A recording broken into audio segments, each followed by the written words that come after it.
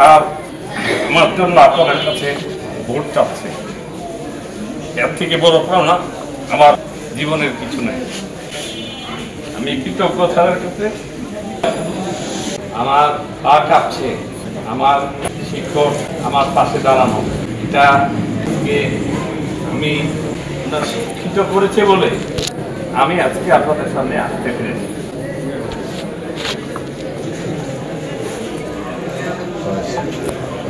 আমি কিছু স্যারের সামনে কথা না বললে হয় না। আমি হাসান আলী স্কুলে পড়তাম, এখানে আসতাম ছোটকালে, স্যার আমাদেরকে পড়াতেন। আমার একটি কথা মনে আছে, ক্লাস 8-এ আমাদের রুমে পরীক্ষার ডিউটি করতেন। আমরা স্যারেরকে দেখলে মনে হতো যে আমরা মনে হয় আমাদের জীবন নেওয়ার কেউ আসছে, এত ভয় পেতাম আমরা সবাই। আমার এমন কোনো ছাত্র ছিল না স্যারের যে আমরা স্যারকে ভয় না পেতাম। আমি আমার এক বন্ধুর সাথে কথা বলতেছিলাম, একটা প্রশ্ন জিজ্ঞেস করতেছিলাম যে তুমি কিভাবে লিখেছ, স্যার এটা কিভাবে যেন দেখেছে। তো স্যার যে চেয়ারে বসতো, চেয়ারটার ওজন অন্তত না হলেও 20 কেজি ওজন ছিল।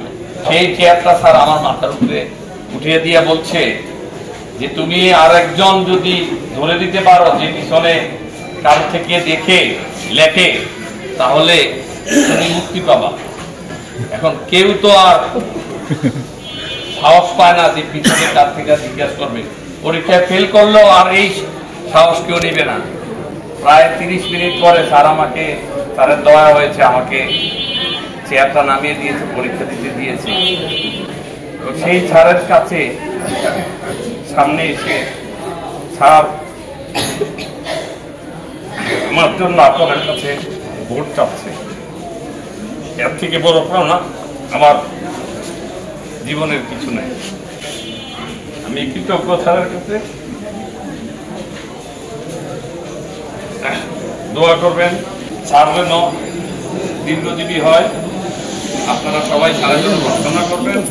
তারেক রহমান যদি আমাকে নমিনেশন না দিত, হয়তো আমার এই অপরচুনিটি হতো না যে স্যারের সামনে স্যারের সাথে দাঁড়িয়ে আমি চাঁদপুরের সেবা করার জন্য আপনাদের সামনে আসছি। আমি আসলে আমার আর আপনাদের কাছে ভোট চাওয়ার সেই অনুভূতিও নাই। শুধু একটি কথাই বলবো, আপনারা যখন এই প্রার্থনা করবেন, আমাদের নেত্রী বেগম খালেদা জিয়ার জন্য প্রার্থনা করবেন, তারেক রহমানের জন্য প্রার্থনা করবেন, তার স্যারের জন্য প্রার্থনা করবেন যেন স্যার আমাদের মধ্যে অনেক দিন থাকে। এবং বলার ছিল আসলে সেই ছোটকালের কথাগুলো মনে পড়ে, আমি আর কথা বলতে পারছি না।